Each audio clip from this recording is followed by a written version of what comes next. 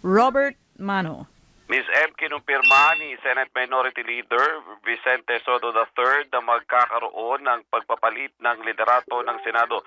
Sa katatapos lamang na ambush interview ngayon, sinabi niya na ang mga nagpasimuno sa resolusyon, nagpagpapapirma ng resolusyon para magkaroon ng pagpapalit sa liderato ng Senado ay sina Senator Panfilo Lacson, Senator Loren Legarda, Senator Risa Ontiveros at Senator Juan Miguel Zubiri. Itong apat anya na ito nakasama niya sa minority bloc ang nagsulong ng pagpapalit ng liderato. Sa ngayon ay 15 sa mga senador ang nakapirma sa resolusyon na ito na humihiling na magkaroon ng pagbabago ng Senate leadership.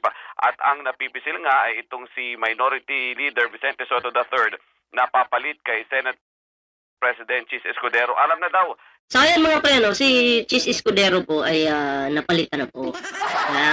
Masaya po ito, masaya. At talagang nakakatuwa po, no? Alam ko po si Tito Soto ay magaling po yan, di ba? Veterano na po yan. Oo. And then, hindi po siya yung tao na kakampi dun sa mga sinungaling na tao. Diba? Kakampi dun sa kasinungalingan, sa mga, kumbaga, kung ano yung sa nakikita niya ay tama, ay kailangan matuloy. So, ang tanong dito mga pre, eto,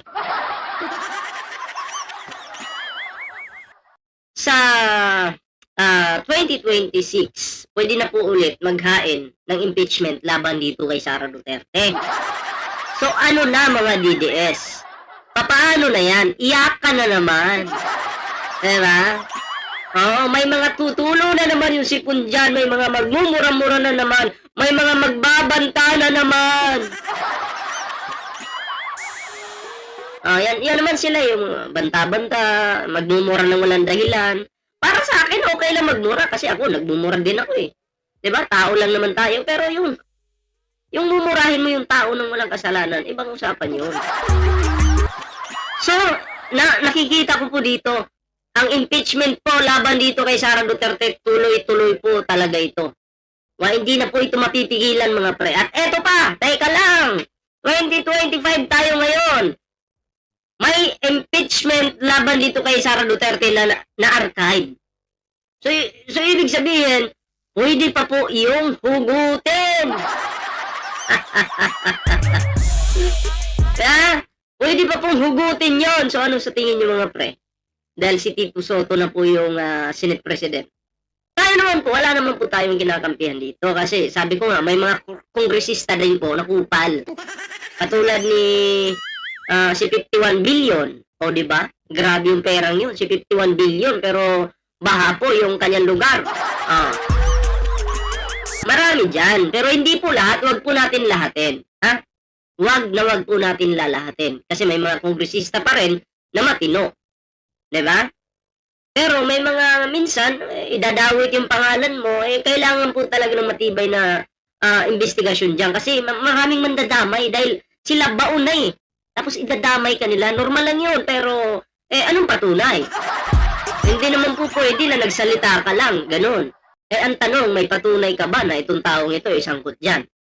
Or baka nandadamay ka lang? Diba? Tuloy po natin ito. May Facebook po tayo, may TikTok po tayo. Sana po inyong suportahan yung ating mga social media accounts. Ayan. Ni Senate President Chis Escudero itong pagpapalit sa liderato at nakausap na niya ito. At kinongratulate na siya agad ngayon pa lang ni SP Chis itong si Senator Vicente Soto III. Yun! Chis Escudero si Bak! Bakit? Walang kwenta. Mabagal po umilos, parang pagong. Dapat lang sa mga ganyan, baba ka na sa posisyon mo. Bilang Senate President kasi walang pakinabang di ba? Ang gusto po na, laki-laki ng sahod nyo dyan. Diba? Laki-laki ng sahod nyo. Diyan kayo yung mayaman, tapos papagong-pagong ka lang. Hindi pwede yun. At mamaya ay malalaman natin kung si SP Chis Escudero yung mag-administer ng oath ni Tito Sen. Ang hindi pa lang kumpirmado ngayon ay kung para maging smooth yung transition ay kung itong balitang ito medyo 1 hour ago pa to. Pero ngayon lang po, si Chis Escudero ay sinipa na. Ang bago na pong Senate President ay si Tito Sen na po. Yan. Congratulations po kay Tito Sen. Ah, Kung hindi ako nagkamali sa pagboto sa taong ito. Hindi ako nagsisi. fine si Senate President Chis Escudero sa kanyang post bilang Senate President para magkaroon ng motion na mabakante yung Senate presidency. Ang magiging, kapag natuloy ito mamaya, ang tatayong Senate President pro tempore ay si Senator Panfilo Lacson, habang si Senator Juan Miguel Zubiri ang magiging majority leader. Sa ngayon, sabi ni Senator Vicente Soto III, ay mukhang napag-usapan nila na magnanatili naman si Senator Wing Gatchalian bilang chairman ng Senate Finance Committee. So for now, 15 na mga senators yung nakalagda doon sa resolution na humihiling na magkaroon ng pagpapalit ng liderato ng Senado, at ang kanilang napipisil ay si Senator Vicente Soto III. Mamaya sa pagsisimula ng plenary session ay tutunghayan natin yung pagpapalit na yan ng liderato ng Senado na kinumpirma na mismo ni Soto dito sa Senate Media. Yan ang So yun po mga pre, and then para sa akin, kailangan talaga itong mga kongresista po. Hindi po lahat ng kongresista. Pero may number 1 po dyan, nangunguna. Si 51 billion. Hindi ko po yan makakalimutan. Talaga. Bakit hindi ko maintindihan? Bakit hindi nyo maimbestigahan yung 51 billion na yun? Diba? Siya may 51 billion, klaro na po yan sa mata ng mga Pilipino. Pero walang, inahanap nga ng mga Pilipino saan napunta. Pero yung mga taong, diba, nagtatrabaho para sa bansa, idinadawit nila. Wala naman pong 51 billion yung mga kongresistang yan. Diba? Wala naman silang 51 billion. Unahin niyo po si 51 billion. Ang laking pera nun. Sila po yung unahin nyo. Ha? Grabe ang kakapal ng mukha ng mga to. Grabe talaga. Ang kapal talaga ng mukha sa totoo lang. No? At hirap kasi yung salita lang eh. Magbibintang ka sa tao, salita lang, wala namang ebidensya. Diba? So, yun po yung problema doon. So, ito po bigyan po natin ito ng reaction. Ayan sabi dito mga pre, suporta si Senator Panfilo Ping Lacson sa laban sa korupsyon ni Department of Public Works and Highways Secretary Vince Dizon laban sa mga umunoy bulok na prutas sa DPWH. Ito ang totoo naman po, malaki po ang bulok.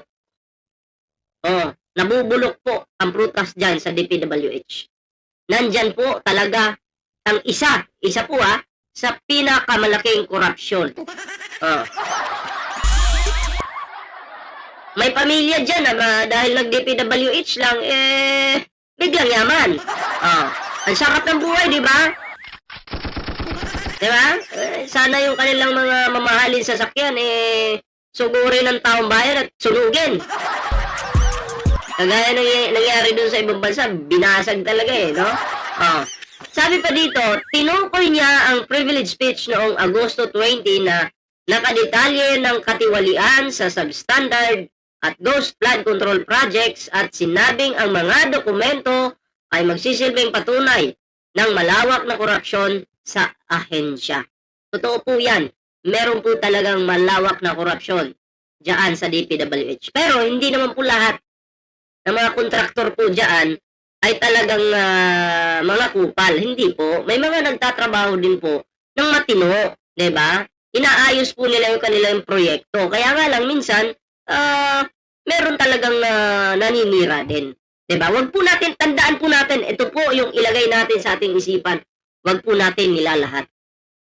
Pero, naniniwala ako na dyan sa loob ng DPWH ay talagang nandyan po ang korupsyon. Diba? Godspeed Secretary Vince Dizon, may the force be with you to cleanse the DPWH of greed. My office will provide you with damning evidence against some low-hanging rotten fruits, but will instill fear so that others will think twice before following your bad examples. Sabi ng senador sa kanyang X account. Yung dating Twitter. Okay? Binigyang diin ni Lacson ang pangangailangang may katiyakan ang parusa, pagsasampa ng kaso, pag-uusig, paghatol at pagkalulong upang mapawi ang mga anomalya. Idinagdag pa niya noong Huwebes sa X na tinatapos niya ang kasunod sa flood control gates of corruption. Ayan at nakatakdang magbigay ng privilege speech sa Miyerkules at muli siyang nagsalita kung may bagong ebidensya sa irregularidad ng mga flood control projects. Ayan So, diyan po sa DPWH, dahil naimbestigahan na po yan ngayon, no? Naimbestigahan na po yan ngayon, siguro, kahit paano may pagbabago, ano? Sana po, matigil na po yung korupsyon. Kaya salamat po sa ating Pangulong Bongbong Marcos na pinangunahan niya po ito. Ayan. And then, yun nga, katulad ni Sara Diskaya at ng kanyang pamilya, napakaganda ng kanilang pamumuhay dahil po, noong nag-DPWH daw po sila, ay biglang umangat yung buhay nila. And then, sabi nga dun sa interview, marami daw humanga. Pero po kinang ina, hindi po pala kahanga-hanga ang kanilang yaman. At hindi po pala tayo kailangan ma-inspired dahil naabot nila yun. Dahil po galing sa nakaw. Diba? Hindi nila nakikita. Siguro nakikita nila naman talaga na pag may bagyo, ang buong Pilipinas lubog sa baha. Sino masisisi sila? Dahil sa kanila. May mga ghost projects, di ba? Substandard na mga flood controls. Nakakatulog pa ba yung mga animal na to? Itong mga kupal na mga kontraktor na to? Diba? Nakakatulog pa po ba kayo? O nagbubulag-bulagan na lang sa tuwing may baha? Sa tuwing may baha po ba, kinakabahan ba kayo? Sinisingil na ba kayo ng konsensya nyo sa tuwing may baha? Or nagpapasarap pa rin kayo sa buhay? Patagay-tagay ng alak, pa-wine-wine lang, pa-steak-steak lang, nasa malamig na lugar, doon sa mga walang bahan lugar. Ano sa tingin nyo?